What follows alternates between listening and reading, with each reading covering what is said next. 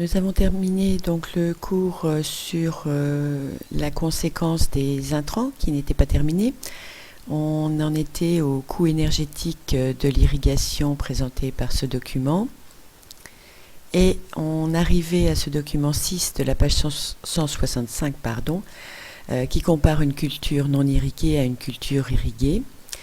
La question 3 de votre livre vous demande de comparer la quantité d'énergie dépensée pour produire une tonne de maïs pour une culture non irriguée et une culture irriguée.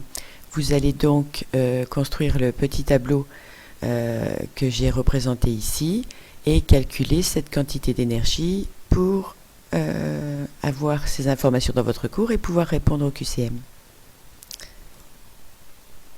Le document suivant, le document 7, page 165, compare l'agriculture en 1950 et en 2010.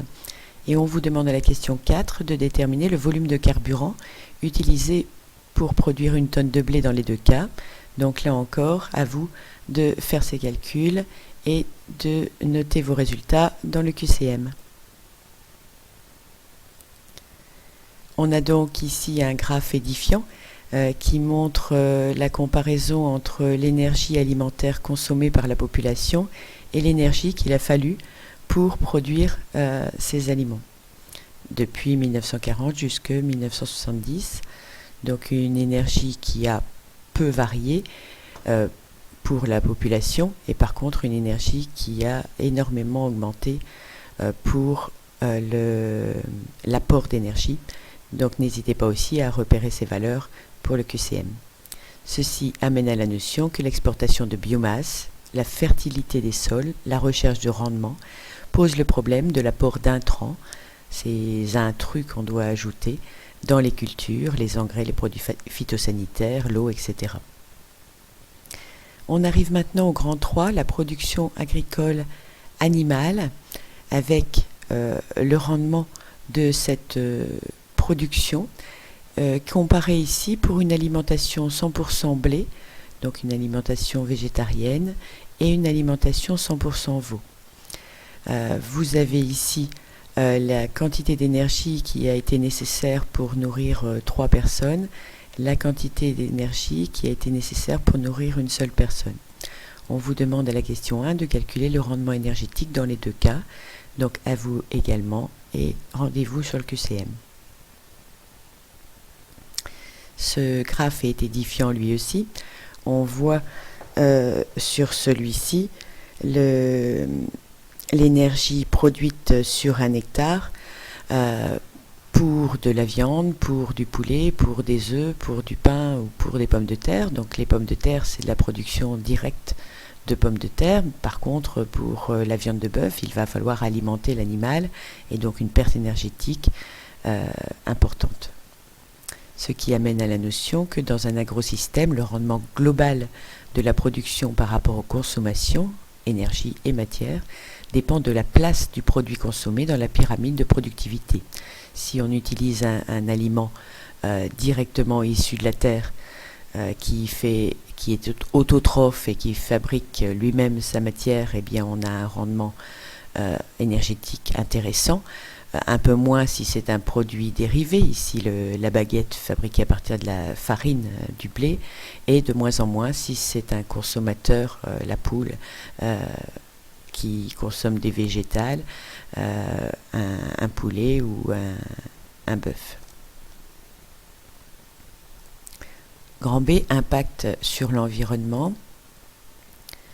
On a ici un document qui nous montre l'émission de gaz à effet de serre en élevage intensif.